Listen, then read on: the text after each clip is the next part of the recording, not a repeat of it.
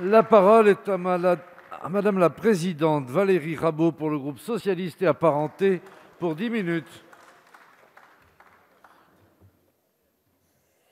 Monsieur le Président, Monsieur le Premier ministre, Mesdames et Messieurs les ministres, mes chers collègues, pas un mot de compassion du Président de la République hier soir pour les 95 667 personnes qui sont mortes du Covid dans notre pays. Pas un mot pour les 400 000 personnes qui ont été hospitalisées ou qui le sont encore. Pas un mot pour les 4,6 millions de nos concitoyens qui ont été infectés par le coronavirus. Pas un mot pour celles et ceux qui subissent encore les effets du Covid long. Aussi, c'est à elles et à eux et à tous leurs proches que je voudrais penser en cet instant. Présider la France, la gouverner, ce n'est jamais s'abstenir d'empathie pour les Français. Présider la France et la gouverner, c'est partager le destin de nos concitoyens et donc s'associer aussi aux blessures qu'ils subissent. Aujourd'hui, vous venez devant le Parlement pour aborder le 3e confinement. Je dis bien confinement. À partir du moment où l'on ferme les écoles et l'on demande aux Français de rester chez eux, cela s'appelle un confinement. Ni le Président de la République, ni vous, Monsieur le Premier ministre, n'avez prononcé ce mot, comme si depuis le début, vous cherchiez à ne pas nommer une réalité que nous subissons, en somme pour ne pas l'affronter. Aujourd'hui, vous venez devant le Parlement pour détailler ce que le Président de la République a déjà annoncé hier soir. Or, Monsieur le Premier ministre, ça a été dit, le Parlement n'est pas une chambre d'enregistrement de décisions prises ailleurs. Le Parlement est le lieu où la décision se fait et où elle est votée après une délibération, un débat transparent et démocratique. Mais depuis le début de cette crise, le Président de la République semble vouloir faire de la santé publique l'un de ses domaines réservés, ce qui est contraire à la Constitution. Avec le débat de ce jour, vous voudriez nous faire avaliser cette situation. Nous vous le disons très nettement, nous ne participerons pas à cette mascarade. Nous ne prendrons pas part au vote sur votre déclaration. Si vous aviez choisi de mettre votre responsabilité en jeu, nous l'aurions fait, nous aurions voté. Ne pas prendre part au vote, c'est aussi vous dire que nous ne pouvons cautionner la manière avec laquelle vous gérez cette crise. Bien sûr, la situation est d'une incroyable complexité et aucune réponse évidente n'existe. Mais c'est justement parce qu'elle est complexe qu'elle devrait vous inciter à une réflexion partagée.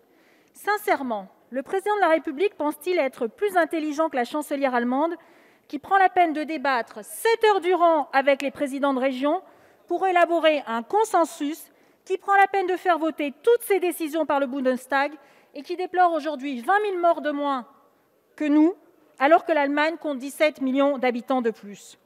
Pourquoi nos élus qui font fonctionner la République du quotidien, les maires, les présidents de conseils départementaux ou de région, sont-ils si peu associés à vos décisions, alors que depuis cette crise, ils pallient les nombreuses carences de l'État? Ne pas prendre part au vote aujourd'hui, c'est souligner votre irresponsabilité face à la science, et je pèse mes mots. Monsieur le Premier ministre, le 28 janvier, j'ai été horrifiée, je vous le dis, horrifiée par les projections que vous avez glissées dans votre présentation à la page 16, très exactement. D'ailleurs, je ne vous ai questionné que là-dessus. Depuis, ces projections m'obsèdent, je dois bien l'avouer, parce que je sais qu'elles montraient que nous allions dans le mur. Désormais, il est trop tard, et le mur, nous sommes en train de nous le prendre.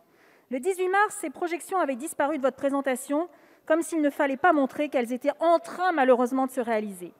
Alors non, vous ne pouvez pas dire que l'augmentation actuelle des contaminations est subite et imprévue.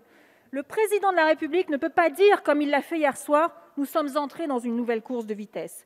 Tout ceci était clairement prédit dans les projections de janvier, et vous avez sciemment décidé de ne pas en tenir compte. La réalité est qu'aujourd'hui, la France est le 5e pays de l'Union européenne, avec le plus fort taux d'incidence après l'Estonie, la Pologne, la Hongrie et la République tchèque.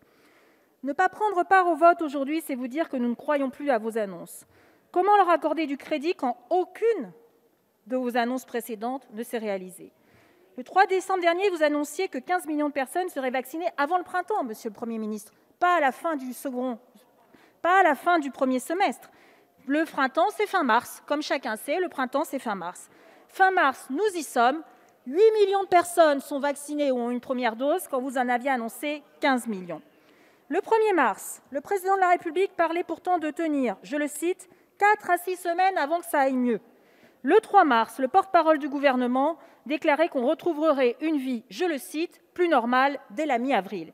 En réalité, la seule chose que nous retrouverons en avril, c'est le confinement version 3. Dernier exemple, au début de l'année, vous avez annoncé 1 million de tests dans l'éducation nationale pour le mois de janvier. Personne n'en a vu la couleur.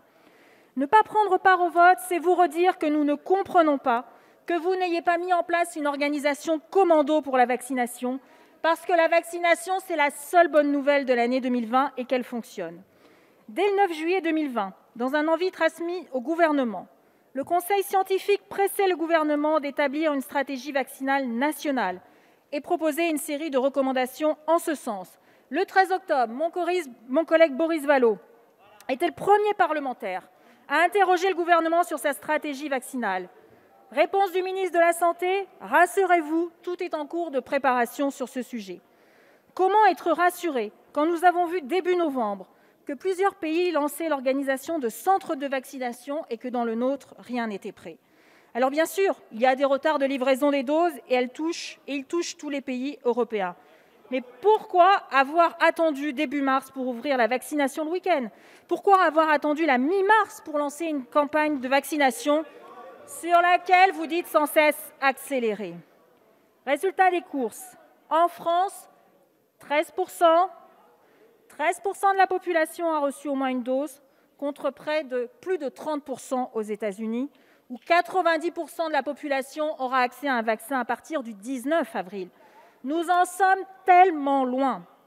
Dès lors, comment voulez-vous que nous croyions le président de la République quand il annonce que d'ici la fin de l'été, tous les Français de plus de 18 ans qui le souhaitent pourront être vaccinés ? Comment le croire ? Ne pas prendre part au vote, c'est dénoncer la situation dans les services de réanimation.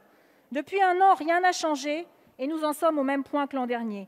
Pas une nouvelle place de réanimation n'a été créée, alors même que la deuxième vague était pressentie dès le 14 juillet. En réalité, rien ou si peu a changé pour l'hôpital. Ou plutôt si, la situation s'est dégradée, le personnel soignant est désormais à bout et je voudrais lui rendre hommage. Ne pas prendre part au vote, c'est ne pas accepter ce que vous faites subir à l'école. Je ne reviendrai pas sur le million de tests annoncé en janvier et qui n'a jamais été réalisé.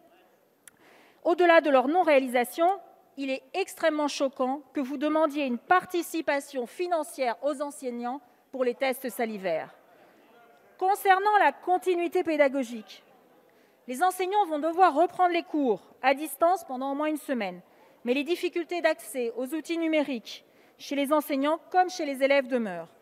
Le 9 juin, c'est-à-dire il y a 10 mois maintenant, dans notre plan de rebond, nous avions proposé au gouvernement de reprendre le plan numérique à l'école qui avait été lancé sous le précédent quinquennat, que vous avez interrompu et qui permettait à chaque élève de disposer d'un support numérique pour profiter de contenus pédagogiques innovants.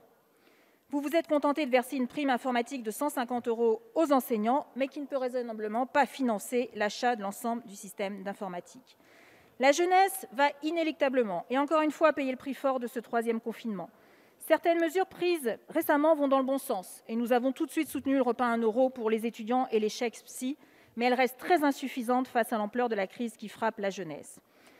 Ne pas prendre part au vote, c'est vous dire aussi ce que sont nos exigences, celles qui ne figurent pas dans votre déclaration. D'abord, la vaccination des enseignants. Il y a 2 semaines, Monsieur le Premier ministre, nous vous l'avions déjà demandé. Alors je vous le redemande encore une fois aujourd'hui. Proposez à tout le personnel éducatif qui le souhaite d'être vacciné avant la reprise des cours en présentiel, soit le 26 avril, soit le 3 mai. Ensuite, pour les réanimations, nous voulons le détail des déprogrammations que vous mettrez en œuvre pour espérer libérer les 5 000 places qui ont été annoncées hier soir. Cela va forcément se faire au prix de la santé d'autres concitoyens des hôpitaux. Nous vous demandons donc de nous indiquer comment vous allez créer 5 000 places nouvelles en 3 semaines. 3e demande, nous voulons avoir chaque semaine une comparaison du nombre de nouvelles contaminations et celle de la projection qui avait été établie le 28 janvier. 4e demande, pour les jeunes, la mise en place d'un revenu minimum, d'un revenu jeunesse immédiate, pendant toute la durée de la période sanitaire. Enfin, pour la production de vaccins, nous voulons à court terme la publication de votre plan de production par type de coopération avec les industriels. Au-delà, vous devez soutenir la levée des brevets et considérer le vaccin comme un bien commun universel. Monsieur le Premier ministre, quand on prive nos concitoyens de leur liberté, comme c'est le cas depuis 1 an, La contrepartie est une exigence de résultat. Je vous remercie. Merci, Madame la Présidente.